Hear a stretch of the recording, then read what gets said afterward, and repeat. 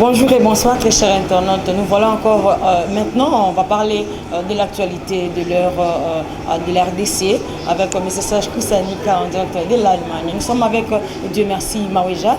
M. Sage Koussanika, bonjour, vous êtes déjà analyste politique et puis vous êtes membre et cadre dans le parti politique MDC, le parti Mouvement Debout Congolais dirigé par le docteur Jean-Pierre Kankou Moukandji. M. Sage Koussanika, vous êtes analyste politique comme je venais de dire. Alors dites-nous, quelle lecture faites-vous par rapport à la disparition de l'Antonov 72 portant logistique présidentielle, 4 personnes dont le chauffeur et 3 membres de la garde rapprochée du président Félix-Antoine Tshisekedi Tshilombo. Salut Madame Rachel du journal Corrector News TV, mais par rapport à votre question qui concerne la disparition de l'avion Antonov du 10 octobre 2019. Eh bien écoutez, je vais vous répondre en tant que citoyen congolais. Et cette réponse ne m'engage que moi, bien qu'étant du mouvement Debout Congolais, je réponds à titre individuel. J'assume ma déclaration. Ainsi, en rapport avec les communiqués officiels de l'AAC, du 10 octobre 2019, signé par le directeur général Jean Tshimba Mpunga, et qui concerne la disparition d'un avion cargo du type Antonov 72 qu'assurait la logistique présidentielle le jeudi 10 octobre 2019, nous dénonçons ce qui suit.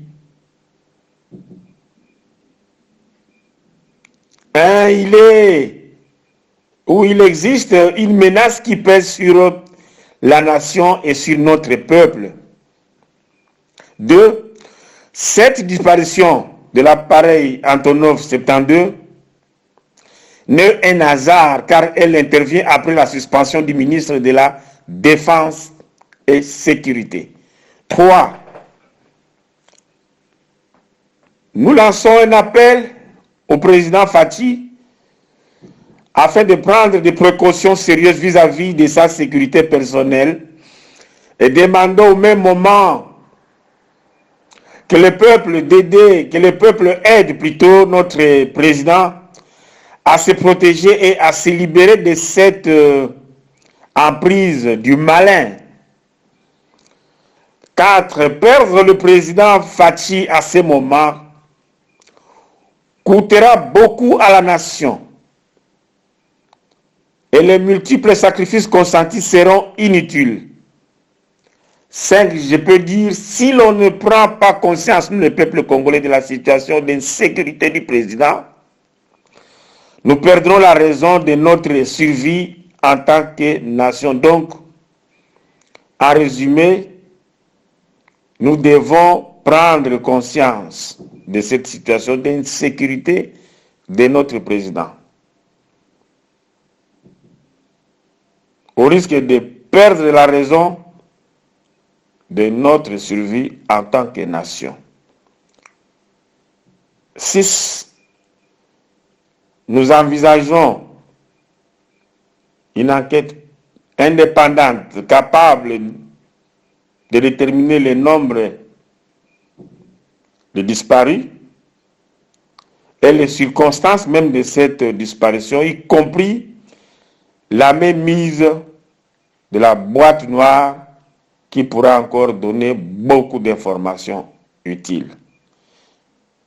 Je vous remercie, Madame Chako, merci pour m'avoir sollicité afin que je donne ma position concernant cette disparition miraculeuse de l'Antonov 72 qui a assuré la logistique présidentielle 10 octobre 2019. Par contre, une seconde réflexion est que l'opinion parle d'un coup d'État manqué. À cela, nous rappelons qu'un tel acte ne s'exercerait jamais sur un avion cargo. Mais nous y allons plus loin en formulant qu'abattre les cargos servant à la logistique du président Fathi a double jeu. Cela nous éviterait la naïveté d'ailleurs. Premier jeu, c'est l'avertissement dans le but de mettre à genoux le président Fathi qui brille actuellement sur le plan international et national et dont la popularité n'est à égaler ou à comparer aux 18 années des règnes de son prédécesseur Joseph Kabila. Le deuxième enjeu est de prendre le président Fathi en otage en brandissant un coup ou encore ce coup comme menace trop sérieux et s'en servir au même instant comme chantage et monnayage stratégique dans l'optique de faire ingurgiter le président Fathi toute molécule en provenance de Kingakati.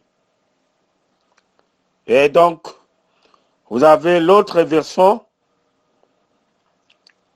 c'est-à-dire, nous disons, en un mot, s'il s'agissait de coups d'État, il ne porterait pas atteinte au cargo plutôt qu'à l'avion du président lui-même. Mais puisqu'il ne faut pas être naïf, nous voulons ainsi de vous balancer, Madame Rachel, une autre réflexion qui peut justifier l'abattage du cargo Antonov du type 72 dans lequel le chauffeur du président a trouvé la mort. Un de nos alliés venait de mourir. À cet instant, nous exigeons seulement que la boîte noire qui sera trouvée dans les environs de Punia soit présentée à une commission internationale indépendante pour y mettre la lumière dans cette affaire. Je vous remercie, Madame Rachel Chako la Caramel de la presse congolaise. Merci vraiment. Notre deuxième question est de savoir déjà le président Félix Antoine Tshisekedi Tshilombo au cours d'une réunion avec tenant conseil de ministres, il a mis en place une cellule de crise. Alors, savez-vous quels sont les composants? Écoutez, Madame Rachel, nous saluons le courage du président qui venait de constituer quelques heures après la cellule de crise composée de son chargé de la sécurité, M. François Béat, le service de DGM, le service de AAC, le service des forces armées aériennes, le service de l'ANR, le service de la MONUSCO. Et au même moment, nous lui souhaitons nos condoléances les plus attristées ou non de mon président, le docteur Jean-Pierre Kankou, au nom de tous les membres du mouvement debout congolais, au nom du peuple congolais. Il va falloir noter que le parti du président l'UDPS est profondément touché.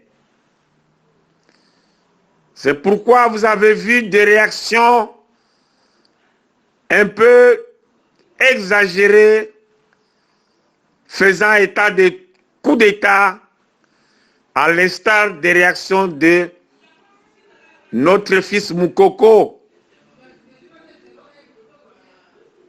Et maintenant, le pays est doublement menacé.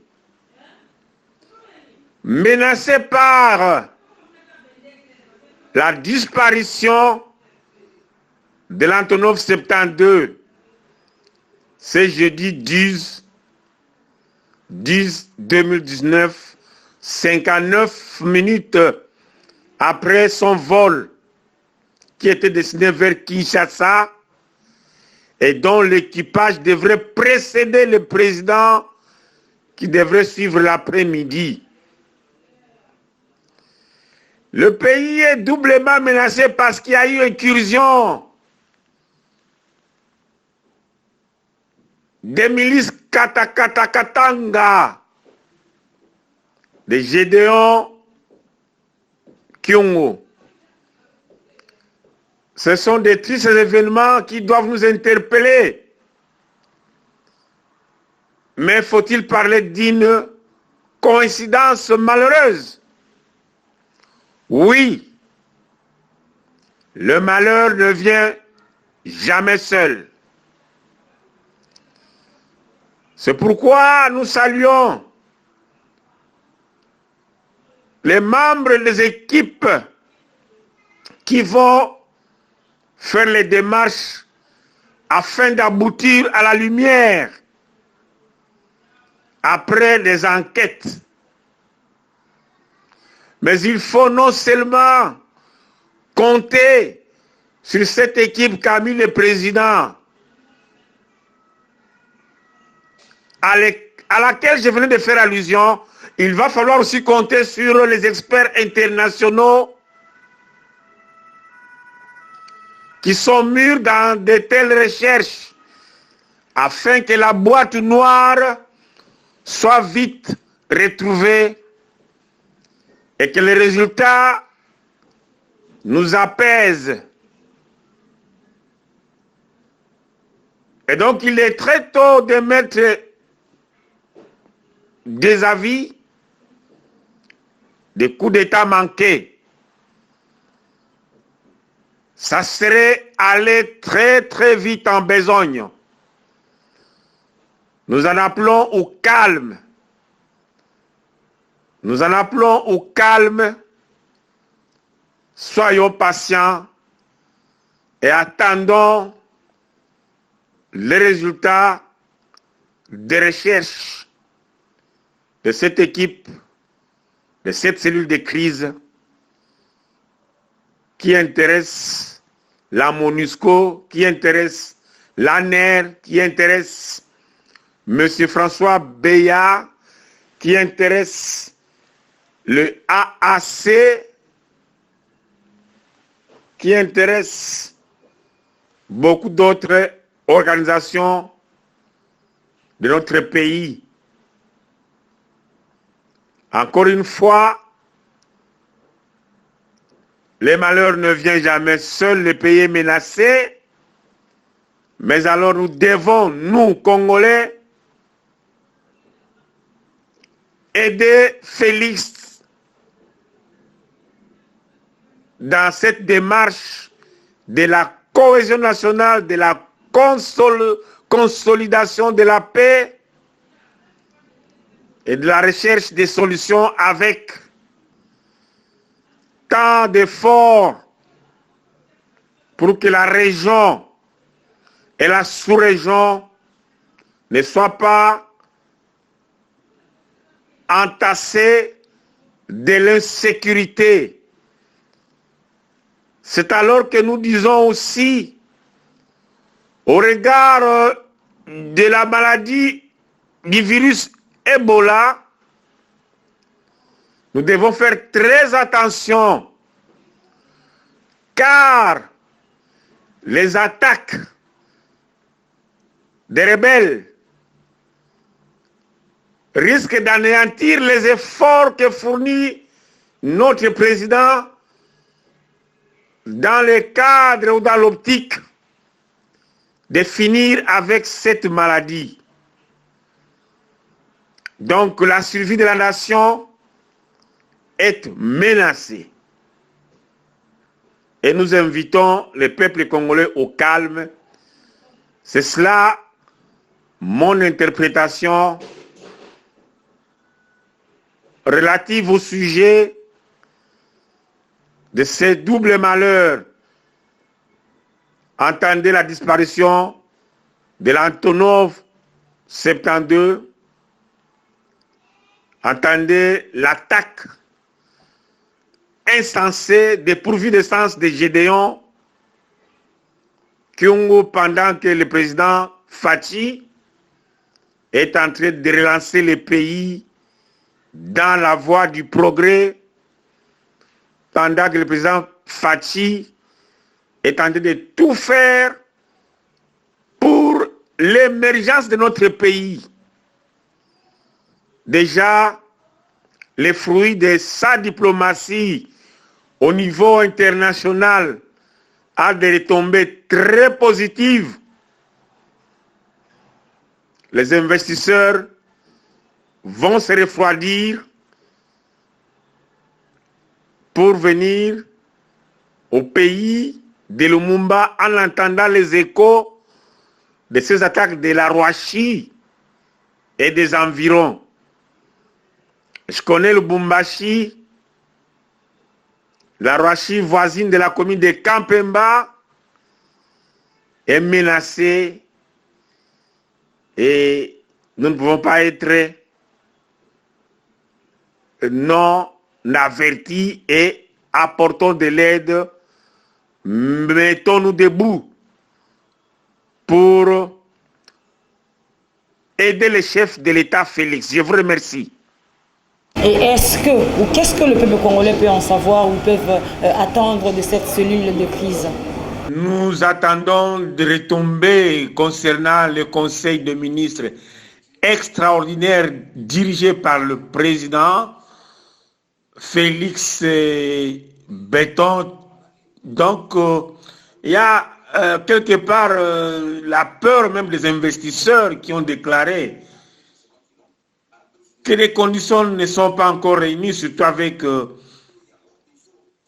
la disparition même mystérieuse de ces Tantanov. Il s'ajoute encore des troubles à Lubumbashi dans le quartier ou dans la commune de la Rwashi et environ, où Gédéon Kyungu, avec sa milice, s'était accroché avec la police et dont le bilan est très lourd. 3 morts du côté policier et 6 morts du côté des mutins. C'est affreux. Il y a quelqu'un qui est en train de chercher à déstabiliser le Congo pour jeter un discrédit sur le président Fachi. Et nous, en tant qu'alliés, nous allons redoubler la vigilance. C'est pourquoi nous en appelons à la population congolaise tout entière de se mettre debout comme un seul homme pour réclamer la lumière d'abord de cette disparition aux environs de Pounia, 59 minutes après le décollage de l'Antonov 72. Et ensuite, mener des investigations sérieuses pour voir les vrais mobiles de la résurrection de Gédéon Kyungu, un ex-guerrier qui a sémé la mort dans le triangle de la mort au Katanga. La situation est plus grave.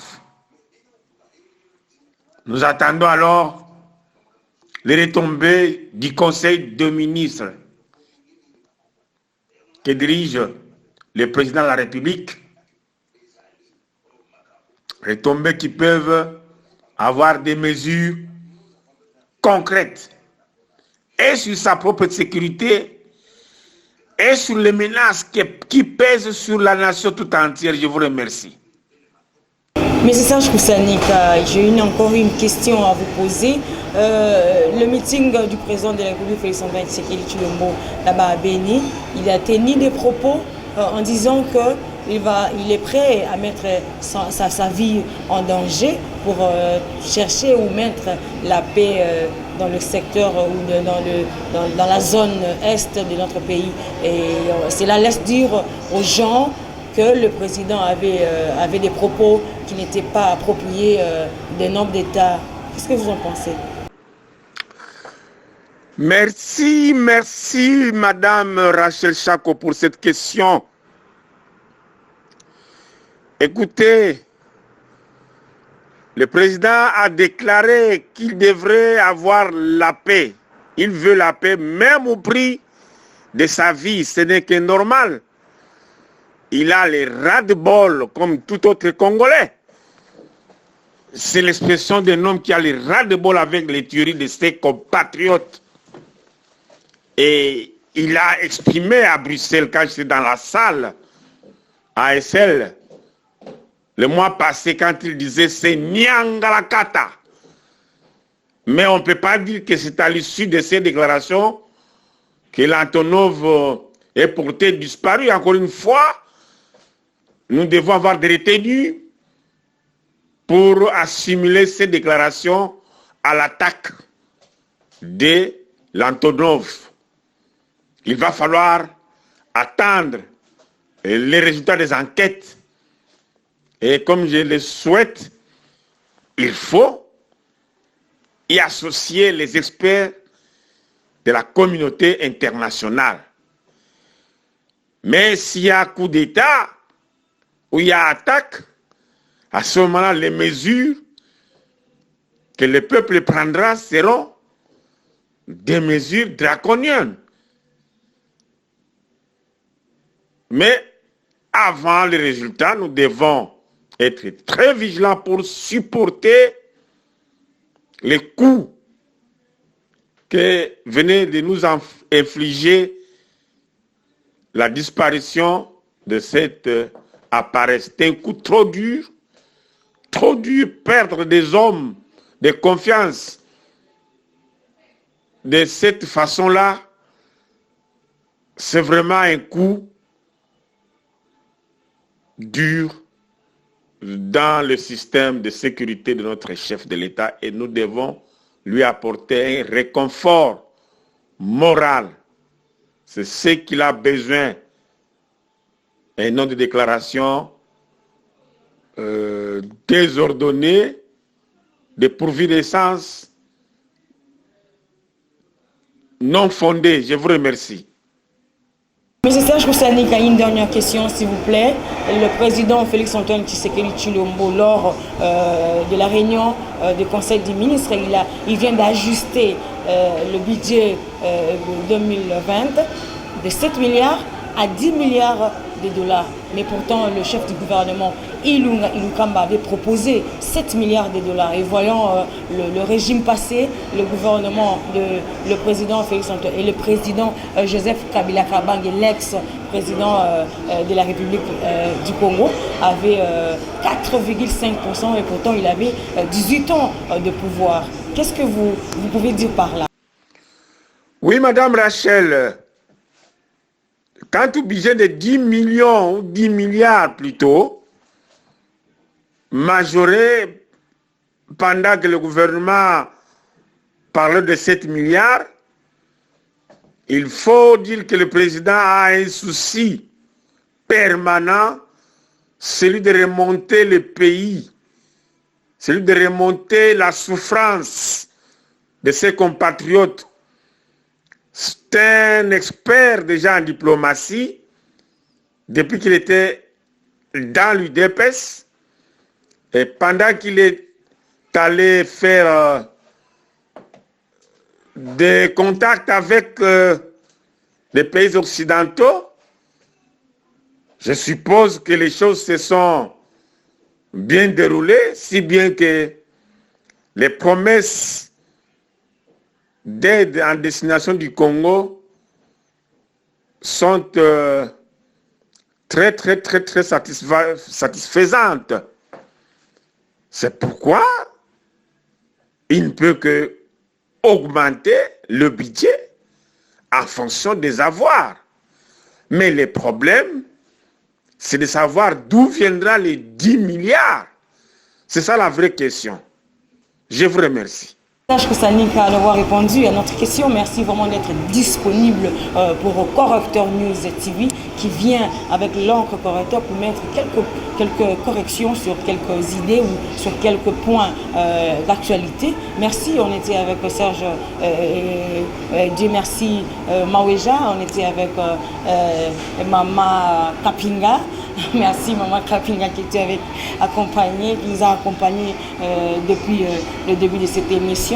Libre Expression. Merci à toute l'équipe technique du Correcteur News TV. Merci aussi à tout ce qui vient, à vous tous qui venez de nous suivre. En tout cas, restez toujours branchés, connectez-vous dans Correcteur News TV, envoyez les liens aux autres et demandez-leur de s'abonner comme vous avez déjà fait. Alors merci, moi Rachou la Caramel, je vous dis au revoir et merci d'être toujours branchés, de nous donner votre confiance. Restez toujours dans Correcteur News TV car Correcteur News TV vient là avec l'encre correcteur pour vous aider et pour mettre quelques points dans l'essentiel.